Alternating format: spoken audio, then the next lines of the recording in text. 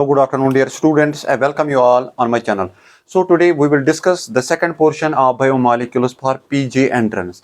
We have already discussed about carbohydrates and different types of carbohydrates and then the properties of carbohydrates. तो उसमें हमने hydrolyzed products वगैरह सारा कुछ पढ़ा हम लोगों ने.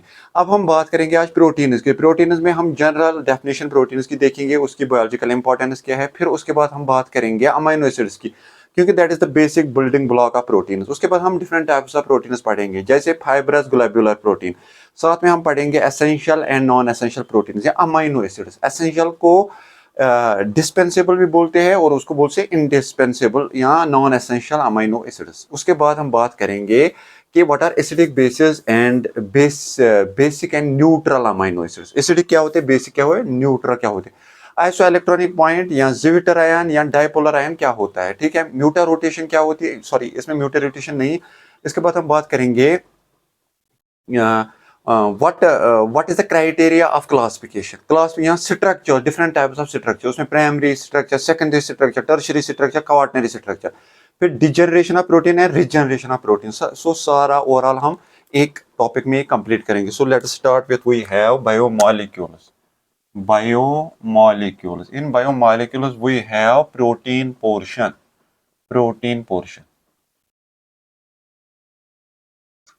अगर हम प्रोटीन की बात करेंगे, अगर हम जनरल प्रोटीन की बात करेंगे, proteins are important biological component, biomolecules which are essential for body growth, body maintenance के लिए भी रखता है और हेल्थ के लिए भी ये बहुत इंपॉर्टेंट है. एनर्जी बहुत ज्यादा देता है, ठीक है. Most of the abundance of proteins are usually found in both plants as well as animals. However, 20 to 30% of protoplasm of cells is made up of proteins. So बिल्कुल easy है, 20 to 30% proteins in protoplasm. अगर हम बात करेंगे proteins का, again protein जो होते हैं ना, एक्चुअली हम बायोपॉलीमर्स भी बोल सकते हैं इनको. बायोपॉलीमर्स और अमीनो एसिड्स, या बायो ही नहीं है कि इसमें डिफरेंट टाइप्स ऑफ पॉलीमर्स हमारे बन सकते हैं, ठीक है. अच्छा, बेसिक यूनिट क्या है, अमीनो एसिड. अब हम बात करेंगे इसके बाद कि what are the hydrolysis product. Proteins तो आपने बात की. प्रोटीन्स को अगर हम हाइड्रोलाइज करेंगे तो प्रोटीन्स में जो हमारा मसला है कि इसमें से बेसिक बिल्डिंग ब्लॉक क्या होगा. बेसिक बिल्डिंग ब्लॉक होगा polypeptides which on further hydrolysis yields proteins. लेकिन अगर हम एसिडिक या बेसिक मीडियम लेंगे या अल्कलीज लेंगे तो हमें प्रोटीन में प्रोटियोजेस फिर पेप्टोन्स बनते हैं. So different types of hydrolysed product और different types of products either on hydrolysis, either on treatment in alkaline और एसिडिक मीडियम. अच्छा, हम बात करेंगे इसके बाद कि डिफरेंट टाइप्स ऑफ प्रोटीन हमारे पास होता है on the basis of structure. On the basis of structure की अगर हम बात करेंगे, फाइब्रस प्रोटीन हमारा होता है एक fibrous. As the name suggested, fibrous proteins, as the name suggested, these are the proteins which are like fibres जैसे होते हैं, धागे जैसे होते हैं. They have strong hydrogen bonding होता है, जिसकी वजह से कंपैक्ट स्ट्रक्चर देता है. जब कंपैक्ट स्ट्रक्चर होता है, एक फाइब्रस प्रोटीन दूसरा पॉलीपेप्टाइड चेन ऐसी होती है, बीच में इनमें हाइड्रोजन बॉन्ड होता है. सो दे हैव कंपैक्ट स्ट्रक्चर. अब जब हाइड्रोजन बॉन्डिंग होगा, महत्वपूर्ण यहाँ कुछ क्वेश्चन आते हैं कि they are least soluble in water. So least soluble in water, water में ये सॉल्युबल नहीं है. They are less sensitive towards alkali या टेम्परेचर के लिए बहुत लेस सेंसिटिव होते हैं. Least sensitive towards alkali and temperature. Alkali का मतलब होता है पीएच भी बोल सकते हो आप, पीएच एंड टेम्परेचर. ये इंपॉर्टेंट पॉइंट है, ये आ सकता है आपके एग्जाम में, ठीक है. सो फाइब्रस प्रोटीन अगर हम बात करेंगे इसके एग्जाम्पल्स की अगर हम बात करेंगे, हमें हो सकता है कोलाजन, फाइब्रिन, केराटिन,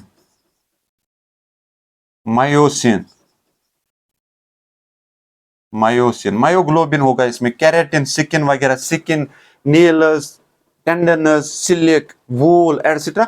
सो उनमें हमारा फाइब्रस प्रोटीन होता है. अगर हम बात करें ये हमारे हेयर का, इसमें ग्लोब्यूलर प्रोटीन होता है. तो second type is globular protein. अगर हम ग्लोब्यूलर प्रोटीन की बात करेंगे, they have besides hydrogen bonding there are certain other interactions like van der Waals forces of attraction, disulfide bond, dipolar interaction. So besides hydrogen bonding these जो interactions होते हैं वो इस वाले जो प्रोटीन होता है उसको ग्लोब्यूल लाइक शेप देता है. ग्लोब्यूल का मतलब होता है सर्कुलर शेप या सुफेरॉइडियल शेप. ठीक है, सुफेरॉइडियल शेप होगा इसमें.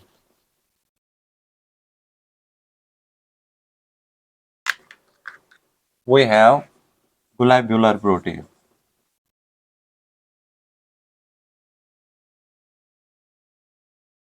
Globular protein.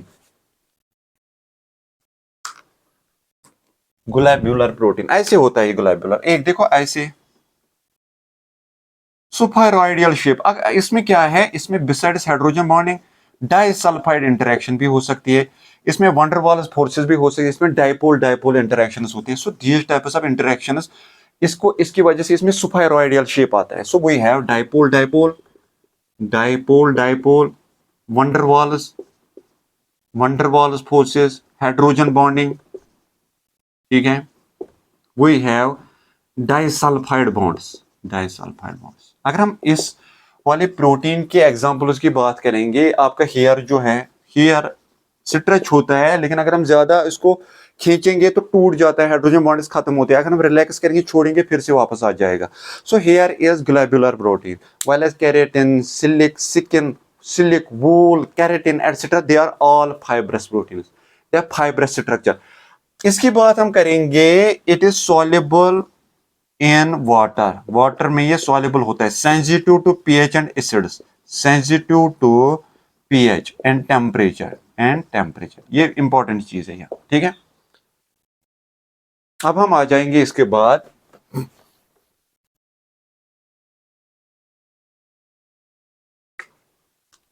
We have essential protein या essential amino acids.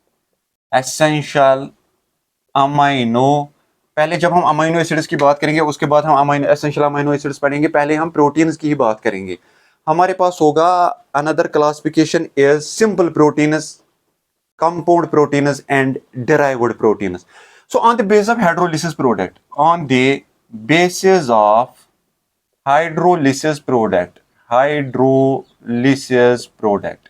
we have, हमारे पास कौन कौन सा टाइप हो सकता है? Simple proteins. First simple protein की अगर हम बात करेंगे, हमारे पास प्रोटीन में क्या होता है? अमाइनो एसिड्स होते हैं. Basic building blocks of protein is amino acids. So upon hydrolysis this type of proteins give only alpha amino acids. This type of proteins give only alpha amino acids on hydrolysis. अगर हम इसमें पानी डालेंगे तो proteins क्या देंगे हमें?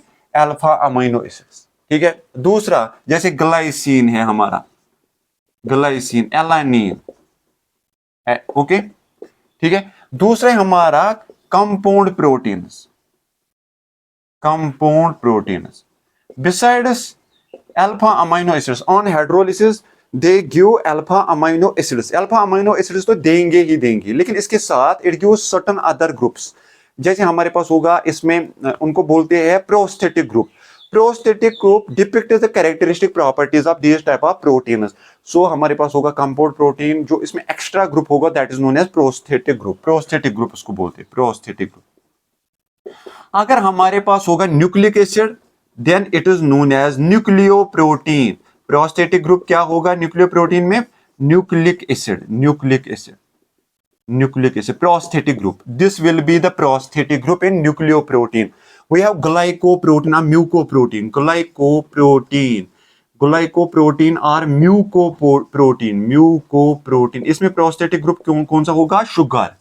ठीक है. Then we have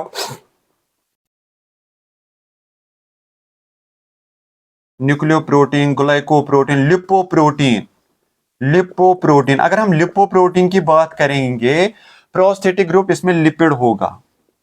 फास्फोप्रोटीन की बात करेंगे, फास्फोप्रोटीन की जब हम बात करेंगे, इसमें फास्फोरिक एसिड होगा प्रोस्थेटिक, फास्फोरिक एसिड.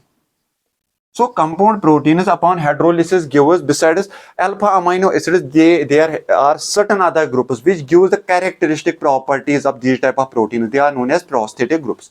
तीसरा जो है that is derived proteins. Derived proteins जो होंगे they are obtained from either simple or compound proteins by either alkali acids or alkali acids alkalis. ठीक है, derived protein तीसरा derived proteins. derived proteins ये both simple और conjugative protein से हम निकाल सकते हैं upon treatment with either alkali और पीएच या एसिड. वही होता है ना अल्कली एसिड पीएच चेंज करने से. जैसे हमारे पास एक प्रोटीन है, अगर हम अल्कली डालेंगे इसमें अपॉन इट गिव्स प्रोटियोसिस फिर क्या देगा लास्ट में पेप्टून्स. लेकिन अगर हम इसी प्रोटीन को हाइड्रोलिसिस करेंगे partial hydrolysis it gives polypeptides which upon further hydrolysis फिर से हाइड्रोलिसिस करेंगे it gives proteins it gives alpha amino acids. Okay, so these are the types of proteins based on the structure. यहाँ ठीक है, based on hydrolysis product. Hydrolysis product में हमारा simple protein भी हो सकता है, हमारा कंपाउंड प्रोटीन भी हो सकता है, हमारा डेराइव्ड प्रोटीन भी हो सकता है. अब हमारे पास ख्याल रखना, हमारे पास है प्रोटीन्स भी हो सकते हैं, हमारे पास होंगे पॉलीपेप्टाइड्स भी होते हैं, हमारे पास हो सकता है इसके अलावा हमारा ओलिगोपेप्टाइड्स या जिनको आप बोलते हो ओलिगोप्रोटीन्स. सो अगर हम पॉलीपेप्टाइड की बात करेंगे, जो प्रोटीन होता है upon hydrolysis it gives polypeptide. So polypeptides are longer chains of they are the proteins with longer chains या longer chains of proteins polypeptide. Oligopeptides होता है they are the protein shorter chains of protein. So another classification is we have polypeptides we have oligopeptides peptides या proteins and then we have proteins. Polypeptide they are longer chains of protein या longer chains of proteins.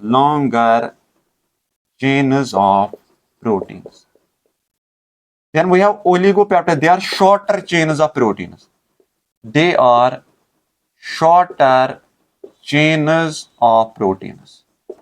Then we have proteins.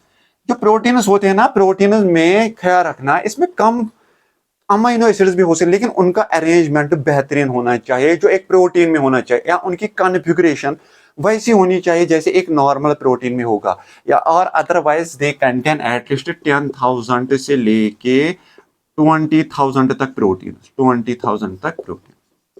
अगर हम ओलिगोपेप्टाइड्स की बात करेंगे, they are like proteins but their composition, their abundance in muscles is least as compared to proteins. However, their characteristic property or their biological property resemble with that of proteins. जो polypeptides होते हैं, जो plants होते हैं, toxins होते हैं या animal toxins होते हैं, उनमें ज्यादा पॉलीपेप्टाइड्स होते हैं, जैसे ऑक्सीटोसिन, रिलैक्सिन, जो हमारे स्टेरॉइड टाइप हार्मोन्स होते हैं, उनमें भी पॉलीपेप्टाइड की संख्या बहुत ज्यादा होती है, जैसे ऑक्सीटोसिन, रिलैक्सिन और different type of sex hormones. ठीक है, अच्छा, जो पॉलीपेप्टाइड्स होते हैं देखो लंबे वाले चेन्स होते हैं ऐसे, इसमें फ्री COOH ग्रुप होगा, फ्री NH2 ग्रुप होता है. इसको टर्मिनल N बोलते हैं, इसको बोलते हैं terminal C, long chain of peptide से.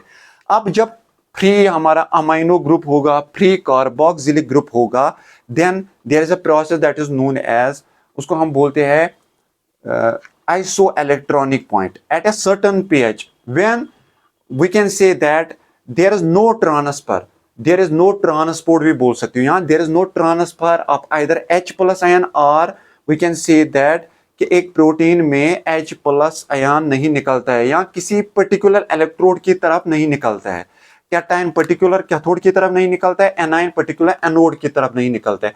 सो there is zero net movement of ions, that very point is known as isoelectronic point. So in case of polypeptides there is a possibility of isoelectronic point formation. अब महत्वपूर्ण चीज क्या है isoelectronic point में कि in case of isoelectronic point there is least solubility of proteins और there is least solubility of polypeptides, जिसकी वजह से हम सेपरेशन कर सकते हैं पॉलीपेप्टाइड्स की। सो ख्याल रखना है आपको कभी कभार क्वेश्चन में आ जाएगा कि कौन सा पॉइंट होता है जहां हम सेपरेशन कर सकते हैं पॉलीपेप्टाइड्स की, that is iso electronic point, that is the intermediate pH which is neither acidic which is neither basic, so बीच वाला होता है। तो उस time net movement of ions की जीरो होती है, जिसकी वजह से that point is known as iso electronic point.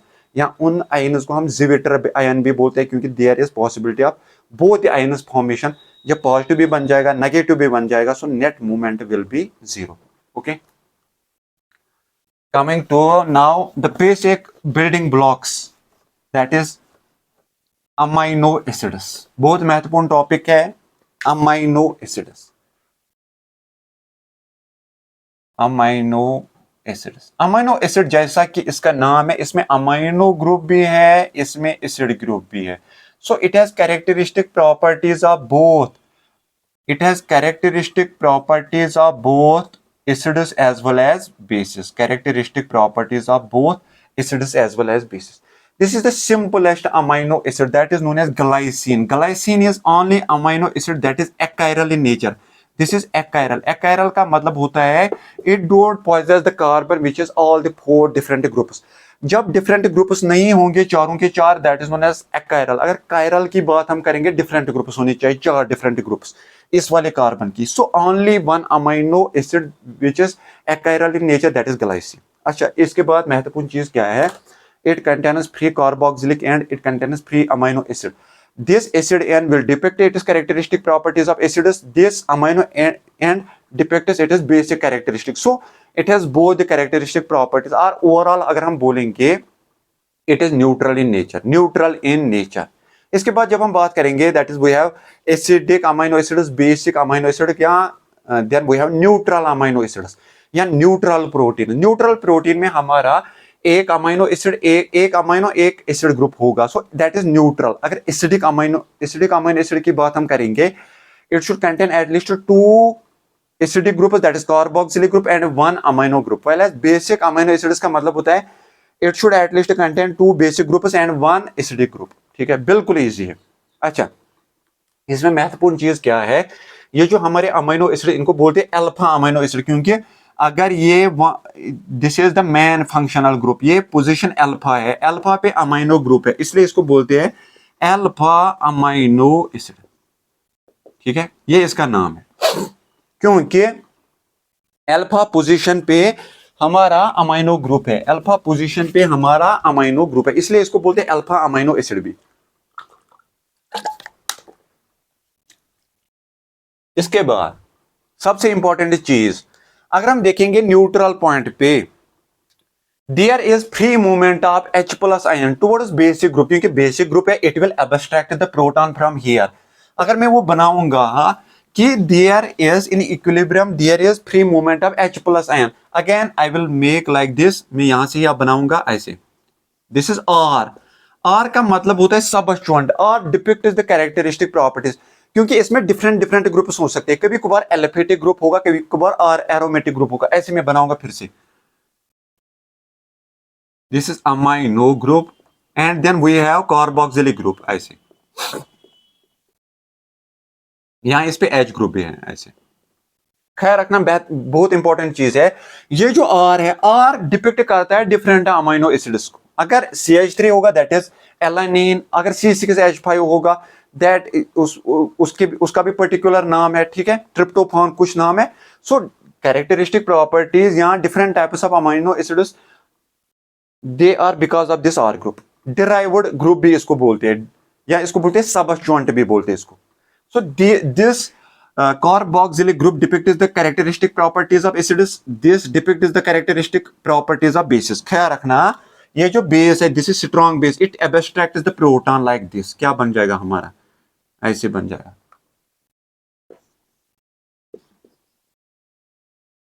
NH3 proton abstract किया है, यहां हमारा बन जाएगा बहुत। देखो दोनों चीजें हैं अब इसमें एनाइन भी है, इसमें कैटाइन भी है, तो इसको बोलते हैं जिविटर आयन या डाइपोलर आयन। ठीक है, zwitter ion, dipolar ion which contain both positive as well as negative ion. ठीक है, ये बहुत इंपॉर्टेंट चीज है, इसकी वजह से स्टेबिलिटी आती है। अच्छा, अगर हम बात अब करेंगे आइसो इलेक्ट्रॉनिक पॉइंट की हम बात करेंगे, देखो हमारे पास एक अमाइनो एसिड है, फिर से देखो, मैं यही फिर से बनाऊंगा। हमारे पास एक अमाइनो एसिड है NH2COOH, हमारे पास R है। इन एसिडिक मीडियम, एसिडिक मीडियम अगर हम इसमें डालेंगे, एसिडिक मीडियम का मतलब होता है pH विल बी 2 to 5, चलो 2 to 5 ही मानूंगा मैं, या इससे भी नीचे या इससे ऊपर, थोड़ा बहुत, ज्यादा नहीं, 7 से नीचे ही होना चाहिए। देखो, in acidic medium there is the lone pair in nitrogen atom, it will attack here, तो क्या बनाएगा हमारा ये ऐसे COH, there will be formation of cation, there will be formation of cation, NH3 plus, there will be formation of cation. Now, in presence of electric field, in presence of electric field, this cation will move towards cathode. This cation will move towards cathode. So, in presence of electric field, this cation will move towards cathode. However, in presence of basic medium, अगर हम base लेंगे, base का मतलब होता है OH negative, pH कितना होगा 8 to 10 मानूंगा मैं, चलो ठीक है 7 से ऊपर होना चाहिए। इन presence of basic medium it will abstract proton, ये वाला एसिडिक प्रोटॉन एब्स्ट्रैक्ट करेगा, क्या बन जाएगा हमारा एनायन बन जाएगा O नेगेटिव, यहाँ हमारा NH2 वैसे की वैसे ही रहेगा। In presence of electric field, in presence of electric field, this anion will move towards anode. However, अगर हम वो वाला पॉइंट लाएंगे जो intermediate, that will be intermediate between this and this, that will be around 7, at that very stage there will be formation of both, cation भी बन जाएगा, क्योंकि उस टाइम जो हमारा न्यूट्रल पॉइंट होता है उसमें हमारा कैटायन भी बन जाएगा, उसमें हमारा एनायन भी बन जाएगा। जब दोनों चीजें बन जाएंगे इन presence of electric field, cation will move towards cathode, anion will be move towards anode. एक कैथोड की तरफ जाएगा, एक एनोड की तरफ जाएगा, ना ये जाने देगा ना ये जाने देगा, नतीजा क्या निकल जाएगा, there will be no net movement. So at that very point the pH, when there is no net movement of any of the ions, that is known as isoelectronic point। अब isoelectronic point में सबसे important चीज क्या है, in isoelectronic point the amino acids are least soluble, least soluble होते हैं, इसी वजह से हम डिफरेंट अमाइनो एसिड्स को सेपरेट कर सकते हैं एट आइसोइलेक्ट्रॉनिक पॉइंट। ठीक है, बिल्कुल इजी। अच्छा, इसके बाद हम बात करेंगे what are essential dispensable amino acids. Essential का मतलब होता है जो जो हर जगह नहीं होंगे, पर्टिकुलर जगह पे, जैसे फिशेस में होते हैं या एग योक में होते हैं, जो हमारा माँ का दूध होता है उसमें भी होता है। ठीक है, उनमें ख्याल रखना है। We have non essential amino acid that they are also known as dispensable. इसका एक ट्रिकी अप्रोच है, that is good and sweet can give all the practice and guidance. उस पर आपकी जितनी भी अमाइनो एसिड्स है उससे निकल जाएगा। और हमारे पास होते हैं एसेंशियल, जिनको बोलते हैं नॉन डिस्पेंसेबल, हर जगह आपको ये नहीं मिलेंगे, उसमें very very little in practice makes things tougher, lengthy and harder, उससे आपके ये सारे कुछ निकल जाएंगे। So we have non essential dispensable, we have good and sweet. Good and sweet can give all the practice and guidance.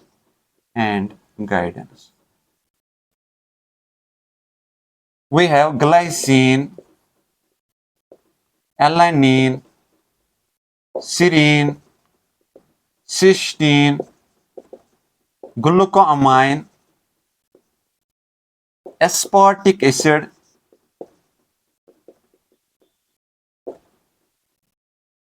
threonine, proline, asparagine, and glutamic acid. So these are non-essential amino acids. So we have glycine, alanine, serine, cysteine, glucoamine, aspartic acid. Then we have proline, threonine, proline, asparagine, and glutamic acid. अगर हम essential amino acids की बात करेंगे, जिनको बोलते हैं non-dispensable, very little in practice makes things tougher, lengthy, and harder. We have very little in practice makes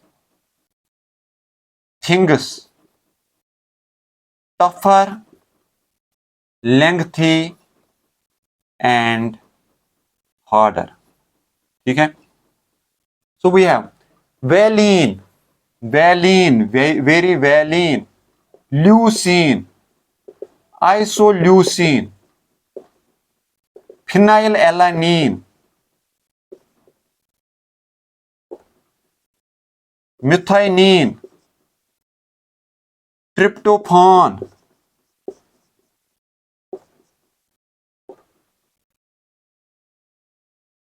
valine, leucine, isoleucine, phenyl alanine, methionine, tryptophan, tyrosine,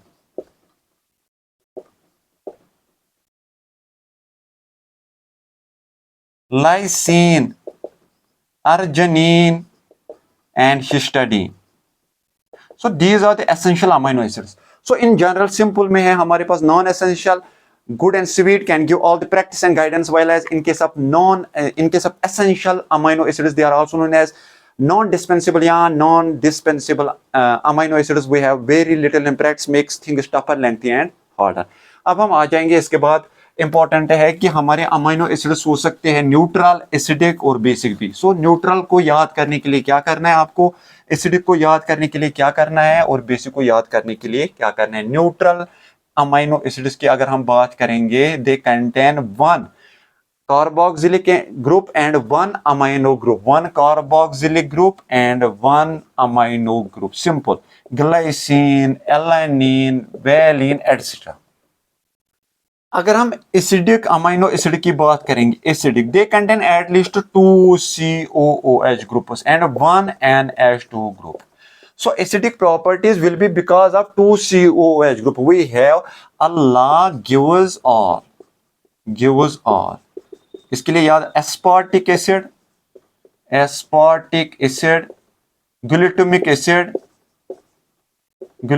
acid and asparagine. खत्म.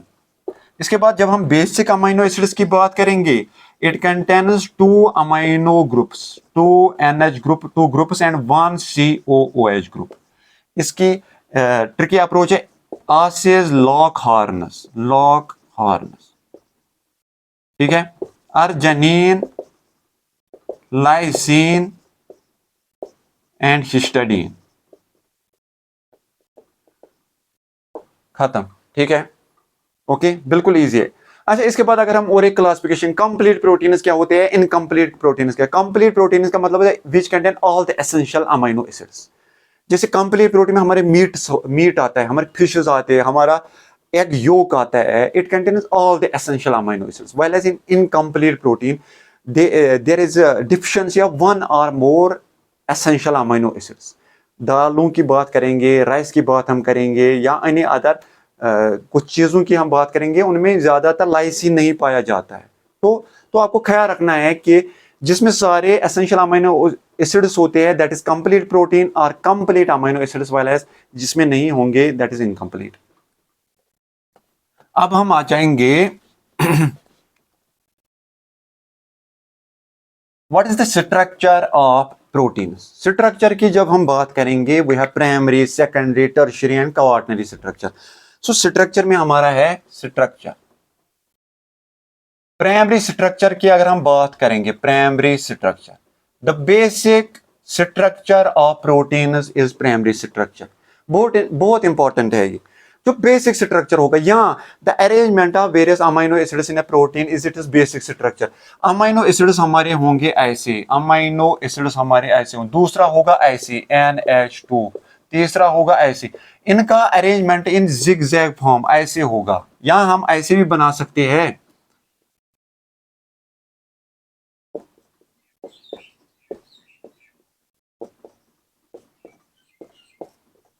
इनका arrangement zigzag तरीके से, तो इसको बोलते हैं हम primary structure of proteins. So main structure of proteins which gives it is basic properties. So अगर कुछ चेंजेस आ जाएंगे प्राइमरी स्ट्रक्चर में, देयर इज ए प्रॉब्लम आ जाएगी. अगर आप देखोगे ना sickle cell anaemia, it is because there is problem in primary structure. Primary structure was first identified in insulin. Insulin में पहले प्राइमरी स्ट्रक्चर दिखा गया है. ठीक है. सो इंसुलिन पहला कंपाउंड है जिसमें प्राइमरी स्ट्रक्चर फ्रेडरिक सेगर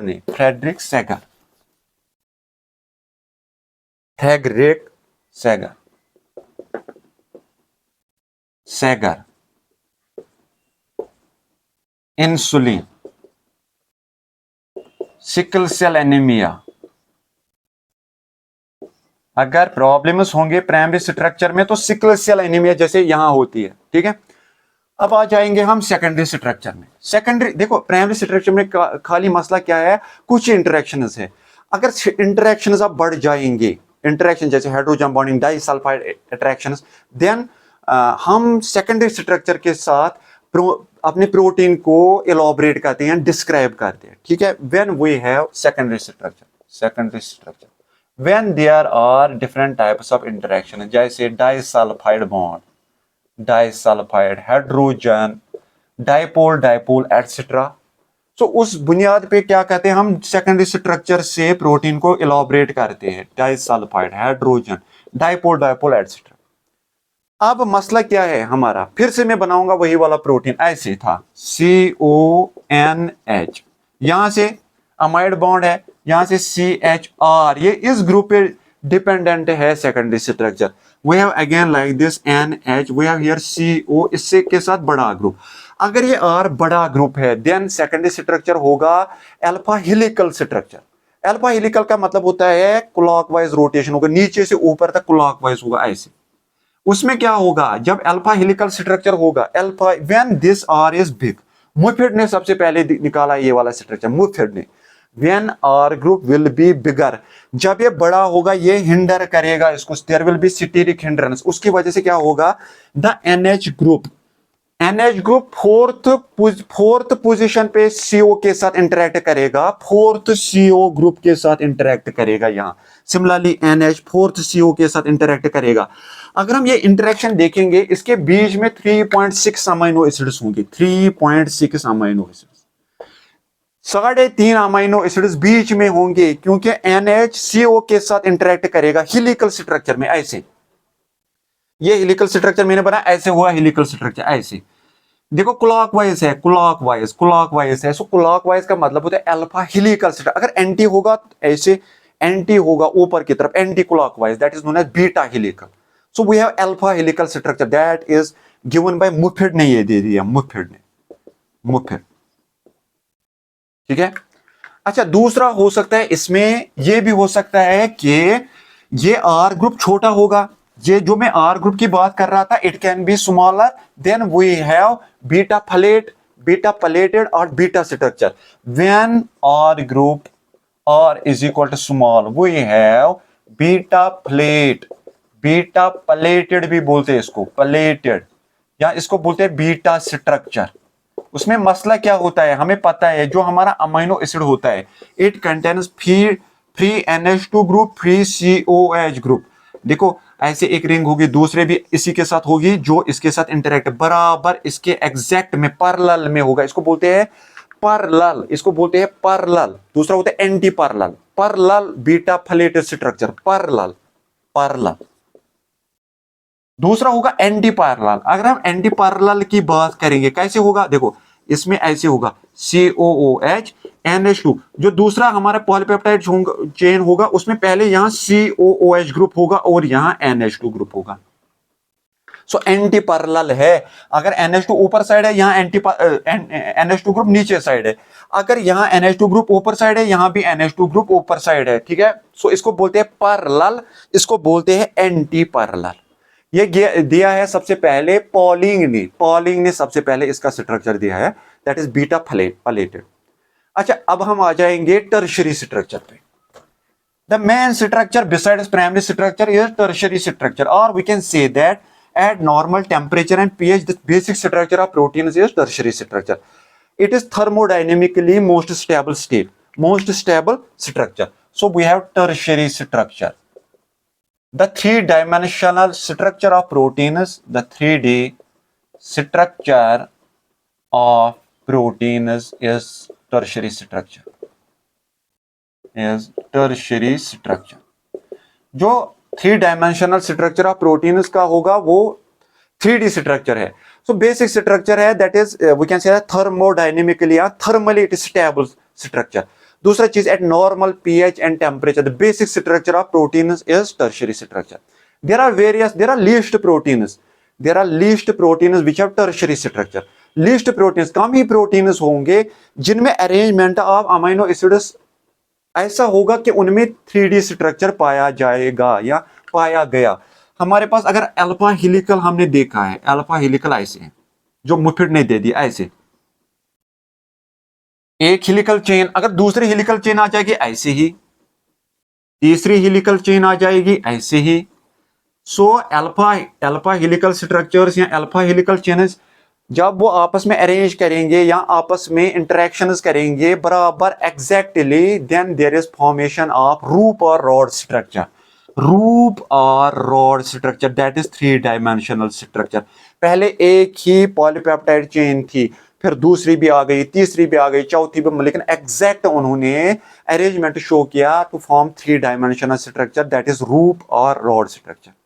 अब आ जाओ क्वाaternary स्ट्रक्चर पे। देखो यार, एक प्रोटीन जो होता है ना, it can B formed by only one polypeptide chain.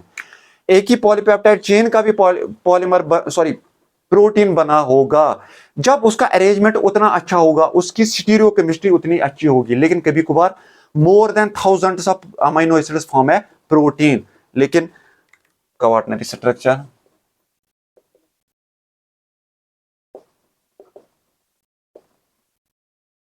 जो सब यूनिट्स होते हैं, प्रोटोमर्स भी इनको बोलते हैं, प्रोटियोमर्स, या इनको यूनिट्स भी बोलते हैं, basic units. They arrange in such a way to form to give quaternary structure. Quaternary structure ये देते हैं, ठीक है। सो मैंने फिर से मैं दोहरा रहा हूं कि प्रोटीन एक पॉलीपेप्टाइड चेन का भी बना होगा, थाउजेंड्स ऑफ अमीनो एसिड्स या पॉलीपेप्टाइड चेन का भी बना होता है, ठीक है। ये डिपेंड करता है कि अरेंजमेंट उसका कैसा है। अब now the distribution or the arrangement of these subunits or protomers in a protein gives its quaternary structure. There are large number of proteins which have quaternary structure, but most important example is hemoglobin.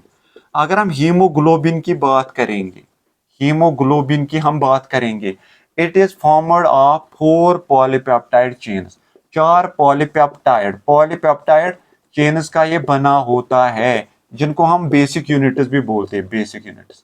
इसमें से 2 alpha amino acids होंगे, 2 beta होंगे। इसका मतलब 2 alpha helical होते हैं, 2 beta helical होते हैं। इट कंटेन्स 141 अमीनो एसिड्स, इसमें 146 अमीनो एसिड्स होंगी। सो अल्फा, आपको पता है अल्फा हेलिकल कैसा है, क्लॉकवाइज रोटेशन है ऐसे। बीटा हेलिकल कैसे होता है, एंटी क्लॉकवाइज रोटेशन। सो यही आपस में इंटरेक्ट करेंगे टू फॉर्म हीमोग्लोबिन स्ट्रक्चर। अब ये टेट्राहेड्रल की फॉर्म में होंगे ऐसे, ठीक है। 4 बनाए, 4 पॉलीपेप्टाइड चेन से, इनके टिप पे होगा हीम ग्रुप यहां। So this is the quaternary structure of protein. सो बिल्कुल इजी है, primary structure, secondary structure, tertiary structure and quaternary structure. अब हम आ जाएंगे डिनेचुरेशन ऑफ प्रोटीन्स क्या है। जो प्राइमरी स्ट्रक्चर होता है या टर्शियरी स्ट्रक्चर, 3 डायमेंशनल स्ट्रक्चर, अगर हम अल्कली डालेंगे, टेम्परेचर बढ़ाएंगे, उसकी वजह से वो ब्रेक डाउन होता है। So tertiary structure break down होता है, बट प्राइमरी स्ट्रक्चर वैसा का वैसे ही रहता है। So tertiary structure is broken down, that is known as denaturation of proteins. लेकिन अगर हम वो अमल करेंगे, वो चीजें करेंगे कि हम वापस उसको जोड़ेंगे, that is known as renaturation of protein. तो बिल्कुल इजी है, ठीक है, बिल्कुल इजी है। ये था ओवरऑल, थोड़ा बहुत हमने डिस्क्राइब किया ओवरऑल प्रोटीन्स में। हमने जनरल क्लासिफिकेशन की, फाइब्रस, ग्लोब्यूलर, हमने कंप्लीट इनकम्प्लीट प्रोटीन की बात की, हमने essential non essential amino acids की बात की, हमने आइसो इलेक्ट्रॉनिक पॉइंट की बात की। उसके बाद हमने प्राइमरी, सेकेंडरी, टर्शियरी, क्वाaternary स्ट्रक्चर की बात, डिनेचुरेशन, रिनेचुरेशन की बात हमने की, ठीक है। Thank you.